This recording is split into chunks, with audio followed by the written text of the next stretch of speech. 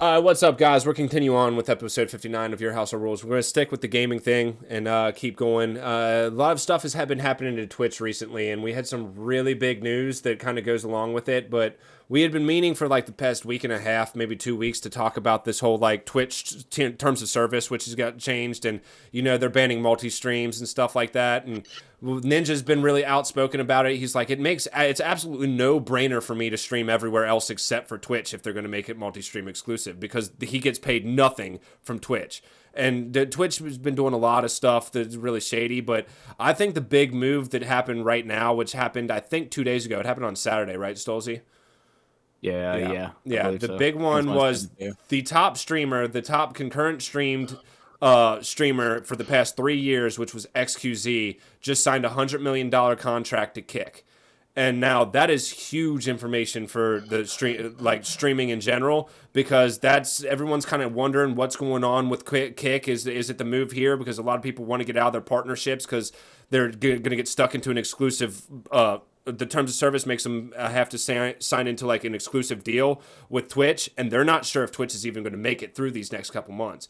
So with that being said, it's also a non-exclusive stream. So he doesn't have to only stream to Kick. He can stream wherever he wants to. He can stream to Twitch if he wants to. But I think, like Stolzy was saying before we did this, he has to have Kick open as one of those streams. So it's just one of those things where, like, we're seeing this move to Kick. People are wondering how legitimate it is. And it seems to be pretty legitimate. And with their backing from stake.com, they seem to have pretty big pool of money to draw from. So, I don't know. Dude, I've been wondering how they even, like, how Kick has managed to do that. Like, I mean, I get, like, guess I fully understand how Kick works. I know it has something to do with gambling, but, like, well, the big chunk of money to quite a few people. The big difference between Stake and Kick is Stake, there's some shady stuff going on there. Like, their entire user interface is almost a copy and pasted version of Twitch. But as we've said on this podcast before, a lot of big tech industries and stuff like that, they're known for copying and pasting stuff like that. Not only that, but there's like not as many like terms of service in the point with like nudity streaming and stuff like that, and like gambling and stuff. So you can go on and play slots and casino games on Kick. You cannot do that on Twitch. And with that being such a streamed thing that people want to watch, it's allowed over there. It's what's slowly moving people over. The only one thing that people are concerned about is if they're going to be able to keep doing these large payouts, because I think it's a 90-10 split from Kick. Like the partner gets 90% and Kick gets 10% of whatever is donated to you, or whatever your subscription is, whereas Twitch was 70-30 or was 50-50, moved to 70-30, and then had to move back to 50-50 because people were bitching about it so much. Yeah, so 70-30 in favor of Twitch. In favor of Twitch. That's fucking ridiculous. Yeah. And so now you see this, but the reason why it's able to sustain itself is because stake.com is this, trading website or whatever. They've just got fucking billions of dollars to choose from. And it doesn't look like Twitch is willing to update their services enough to actually make them like a legitimate streaming site, even though they are kind of top dog still. And then you have competitors like YouTube, which isn't doing anything anyway. That's the one thing that I like about Kick. They actually seem to be testing shit out and working it out and trying to make a streamer service for streamers. So I just assume all this stuff is backed by Saudi money at this point. Yeah. Well, they're just going to take over the world. A lot of it is. Like, I think Stake might be... What? Go ahead. I was gonna say the terms of service stuff that they're changing too, like it's all like geared to make it to where they get to take more money from advertisers and all that shit, and like a bunch of the like rules that they're putting in place are like really weird and vague. Like one where like if you have like a banner advertisement, like it has to be like below 3% of the total screen size. They got rid of that. Yeah. So they finally changed that. So So I can get into that a little bit. There are certain limitations that they have. A lot of people are thinking that this Twitch is kind of like this blanket terms of service that they have over, where they're not necessarily going to enforce it, but just in case they need it, like they have it, because YouTube has been doing that for years now, and it's worked for them. Like you're not supposed to have baked in ads and stuff like that on YouTube, but everybody does, and because there's certain stuff where people can twist that shit around to do like to influence things that aren't necessarily the things that we need to be influencing on a stream that's owned, or on a site that's owned by Amazon. So there is. And going back to the whole stake.com thing and about the Saudi money, dude, a lot of the big, like those forums that you can trade currency and stuff on are backed in the Middle East, or are in the Middle East, like stationed in the Middle East, because they have less laws over there to, you know, restrict stuff. So yeah. But yeah, yeah, that does make sense. Yeah. So I'm not sure if one of the guys might be Saudi or something like that, but his name's like Beijing. I'm looking it up right now. So Beijing. Yeah, but a lot of people think that the whole Twitch thing is doing the blanket services or whatever, but I think one of the things that makes Twitch so good over everything else is that, like, they are able to do that. They don't have those things, like, even though YouTube doesn't enforce it, and that's the one that everyone's talking about outside of Kick, because YouTube has the potential, they just don't throw enough money into it. So yeah, and YouTube doesn't have the discoverability that Twitch has. No, they don't. I was gonna bring that. I've talked to Shad about this all the time, and I wish he would have came on, but I don't think he wanted to stay out of it, and like I respect that. Yeah. But I wanted to talk to Chris Shad because he's a partner or affiliate. I think he's just an affiliate on Twitch, and I think he might be moving over to Kick, but he had always, when he started up, wanted to stream on YouTube, and I was like, the thing about YouTube is, unless you're an established like person on YouTube, the live streaming is virtually useless. It does not have discoverability at all. So, yeah, that's something that YouTube, they could compete if they wanted to do it, but fucking someone call Fwiz up and tell him to get on that shit. Even though I think he already is kind of like the head of that. But yeah. So, you guys got anything you want to say about the terms of services or whatever? It just, I don't understand why, like, it's a whole platform based off of creating, and you don't give a whole lot of creative freedom. Right. Like, there's a whole lot of, like, I've seen a lot of streamers get pulled down over, like, clips being taken out of context, and Twitch just bans them 30 days, waits for and just starts doing an investigation. Yeah. And it's an investigation. Right. And they can't, and if you're like your channel gets mass banned, or if your channel gets view botted and it's completely out of your hands, then you get banned, but not the account that view botted. There's a lot of weird things that go on with Twitch that your account can go away. Yeah, I think that's kind of because they have such a monopoly on the marketplace. Like, yeah, especially like once like Mixer and the other ones that came out and actually stole some of their like big, streamers. Like initially when that all happened, and then like all those other companies failed except for YouTube, but YouTube still doesn't have the streaming. Like they hardly have any foothold in the marketplace at all. Right. And now Twitch there are has other so much there are other ones in there, like Twitter, TikTok, Instagram. They all have huge streaming services. They're just not gaming oriented. Twitch is kind of what I mean. In the gaming market is what I'm talking about. Well, like that Twitch gives them the ability 50% of Twitch is like yeah, I was about to say anymore. Fucking 50% of Twitch is just IRL streams now. Like, and I think the only one that's really close to it is TikTok. Yeah. Like, if it's just like Japanese people walking around with their phones in their hands. If you go on it at any given time, like, it's usually like League of Legends has like 150,000 people watching, and there's some that are kind of up there. There might be like 4 games or whatever. Everything else is like under 20,000, and IRL is usually over 500,000 at all times. So, and even if we're talking about not gaming, I'm just talking about like what people do on Twitch. There's nobody else that has like any kind of they can't compete with Twitch what Twitch does. There's no discoverability for the video game side of things with other people. Like there is, like you can stream. I've streamed to Twitter before, like Apex before, but it just doesn't, like no one's going onto Twitter and trying to find an Apex stream. They're going to find some sort of podcast or like political commentary or something like that. Well, but like because of that, I mean, like those reasons and all the other companies failing, Twitch has just been able to keep strangling fucking, taking more of the money and more of the money. It fucking like the bad guy from fucking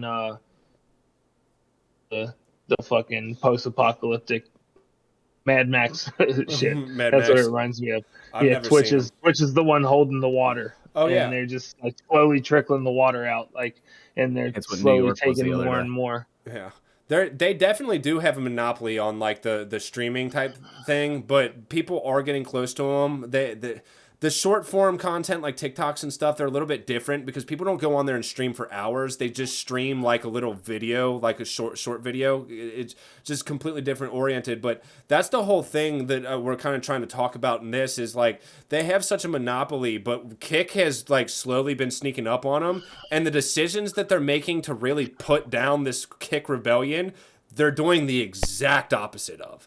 And it just doesn't make any fucking sense to me whatsoever. But Oh, I mean, they're pretty much mirroring the decisions of like all the other, you know, the media companies that lean a certain way. Like instead of doing things to counteract and stop these smaller companies from getting a foothold, they're like basically allowing them and like just yeah, moving over and letting them put their foot in the door. the one thing that I will say is I don't think that Amazon really holds a political like standing to either side, but there's certain Oh, yeah. aspects of it that they're really trying to mute, and it's like the casino thing and like the hot tub streams and like the sexuality streams and stuff like that. And like I do understand that because at the end of the day Amazon is such a big thing that they have to have like a sort of family oriented type scenario going Bro, on, and they don't need that all did over their you streaming site. did you hear in 2022 about the girl who was getting her cheeks clapped on stream on Twitch? No, there's been a couple No. fucking stories Well, about stuff like that. she got suspended. She got suspended for 7 days. That's it. Yeah, but how big was her She still stream? has her Twitch. It blew up because of that shit. Well, yeah, but before that, because It was everywhere. not many people I are mean, I probably don't know, watching that. but that's what I'm saying. That like the fact that that's all that she And got yeah, was a measly 7 days, and like other people, if they're talking about X, Y, and Z that deals with a certain side of the well, fence, like you're gone for good. Like, Yeah, come it's on now. basically Like, the NFL's code of conduct. yeah, there's definitely some political You punch your leaning. wife, that's something punch that your wife, you get 48 hours. You that's sell weed, you get a year. right. That's something that that's something that a lot of people bitch about to Twitch is like their the way they give out bans and stuff, giving perma bans for like someone talking shit to Pokemon and having a bad raid, but someone is fucking literally like selling drugs on camera and fucking they just it goes under the rug and fucking no one hears about it.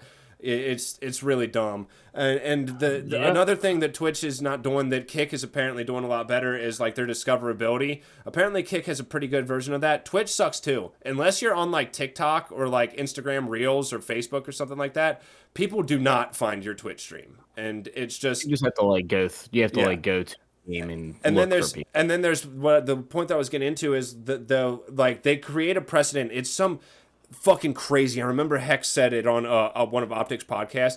It's like kind of like one of those things where like 98% of the wealth is owned by 1% of the people. It's like 98% of the views are owned by like 0.01% of the people streaming on Twitch, like the Pokemans and fucking the xQz's and stuff like that. And it just makes it so skewed to one side that it's not worth it, and other people are going to sneak up on them. But then they have people like that Kai. You know who I'm talking about, Stolzy? Do you know who I'm talking about, Jeff? That Kai guy who's been like competing with xQc. He's been competing with xQc this year, and like he breaks, I forget what the number was, but some crazy fucking milestone that like not many people have ever done on Twitch. And rather than send him a contract, they send him a pair of shoes. It's like And there were some trash shoes too. And he's a sneakerhead. Yeah. No, like sneakerheads were like saying like, dude, Kai's like a legit sneakerhead. Like you can't just send a sneakerhead like a custom pair of Air Force Ones. Yeah. Like he was like it needed to be if you're gonna send Air Force Ones, like it needs to be like an original pair of just like straight up Air Force Ones. Like not custom or anything. Yeah, no, I mean regardless, the dude was expecting a Twitch contract. I think he titled his fucking stream getting Twitch contract today, and then that happened. It's like, why would you not leave at that point? And I think he's still on Twitch. I don't think he's completely gone over to Kick yet, but you'd be smart if you did, guy, because that's where the real money's at. And plus, going to his more like IRL, I know he does a lot of streams with like Aiden Ross, who's just been an absolute menace over at Kick. But that's the one thing that I will say. Let's get to talking about that a little bit. He's got 5 million followers. Yeah. on Twitch. Yeah. So the one thing that I could see holding Kick back with is the type of people going over there. I think Aiden Ross signed a $50 million contract when over there, and like he's been tweeting out racist shit and sexist shit and like trans shit, like just doing his like shock value type stuff. But that's the type of stuff that makes your average viewer not want to go over to, because like you have kids. Do you want your kid to go over and watch that type of content if he's not able to be censored at all? Like, no, I'm not going to send my kid over there to watch that shit. It might be cool 90% of the time, but the other 10%, it's fuck shit. So, yeah. That might keep a lot of people away from it, but that might be where we see a whole division in like the fucking more adult friendly and the more child friendly Kick and Twitch. So I don't know. For sure. It might end up being like you see your Fortnites and your Minecrafts and Roblox on Twitch. Yeah. Kind of thing. Yeah. Might see it. I know YouTube did it, make kid friendly thing. Every time I upload a podcast, it says, "Was this made for kids? Yes or no?" I wish I could click yes sometimes, because if you click yes, it hits the fucking algorithm. Mm-hmm. No, dude, it's kid videos are the #1 videos. Oh on yeah, YouTube. no, there's a reason why they did it, because like kids it's like Miss Rachel's like the #1 YouTube channel. Yeah, because SGTV. Because you just put it on TV and it just goes on loop all day. Yeah, and like kids can go on there and just watch other kids play with toys, and like there's so many kids. Like that's one of the biggest markets when you're talking about like visual media and stuff. And it just Brayden started talking about his YouTube channel name last night, and I'm like, all right, let's go. Get He after it, wants bro. to do it. Let's Get go. after it, bro. First, Start unboxing something. Yeah, let's go right now, We honey. We gotta buy my kids something to unbox. Pokemon cards. Yeah. All right, but do we have any closing comments on the whole Twitch scenario in terms of service? Quit fucking around. Quit fucking around for sure. Fucking just do what you need to do to get these streamers where they need to be to create a successful platform, and Just run your business and get some discoverability. And I really don't care who it is. I would prefer Twitch because I've been with it so long. Even though like their whole bit scenario, apparently it doesn't make money like their actual currency. I don't care if it's them, YouTube, or Facebook, or Kick, but someone needs to do it right. I know I'm about ready to start streaming on Kick when I actually do stream, so because that's one thing about the multi-streaming too. It doesn't matter if you're an affiliate or not. They ban that across the board. So like even someone like me who would be lucky to pull in 2 viewers still would have to only stream to Twitch or multi-stream on other platforms. So yeah, but quit fucking around. This has been episode 59 of Your House Our Rules. Peace.